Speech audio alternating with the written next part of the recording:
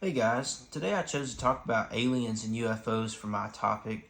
I had a personal experience last year of what I saw, what I thought was a UFO, so that made me go on a deep dive into the topic last year. A little brief history. UFOs and aliens came into popularity, at least in the United States, about late 1940s, early 1950s, right after World War II. The first major sighting that made the headlines was by Kenneth Arnold. He was an airline pilot and he was flying around Mount Rainier in Washington State. He claimed he saw several shiny, what he named unidentified flying objects. And he said they were traveling at a speed of at least 1,200 miles an hour, which that's impressive today, but back then that was unheard of. And that's where the news kind of coined the term flying saucer when they ran with that story. And ever since then, it's like sightings have just popped up everywhere. I know Wytheville, Virginia used to be a big hotspot for UFO sightings, as well as the places around Area 51 out in Nevada. And they even have a convention in Wytheville that I was going to go to about a UFO convention.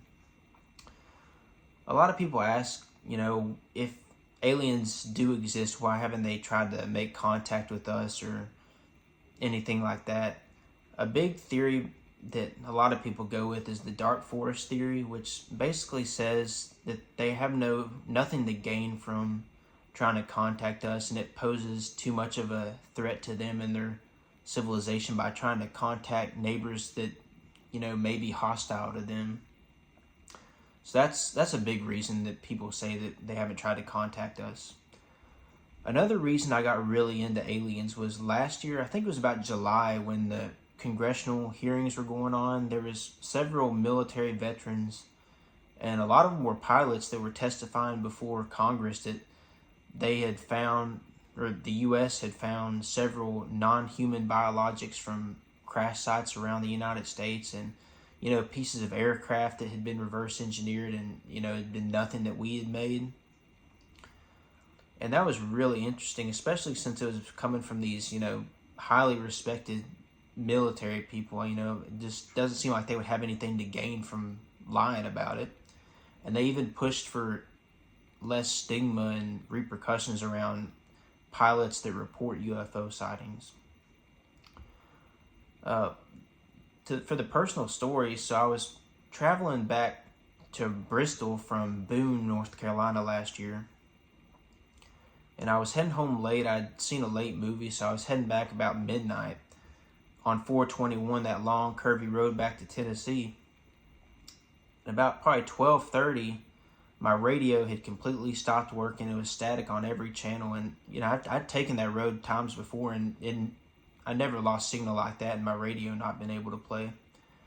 And there were several cops, and there's about 2 or 3 cops, and 1 or 2, just regular cars pulled off on the side of the road, and there's people outside their cars just looking up at the sky. So I looked up, and it was almost a big string of circular lights in an oval pattern, and it was spinning.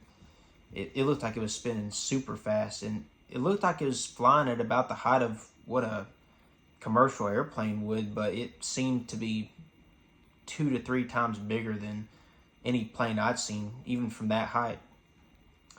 And the cops, they didn't know what was going on. They acted as if they'd seen something they'd never seen before, and they had no explanation for it.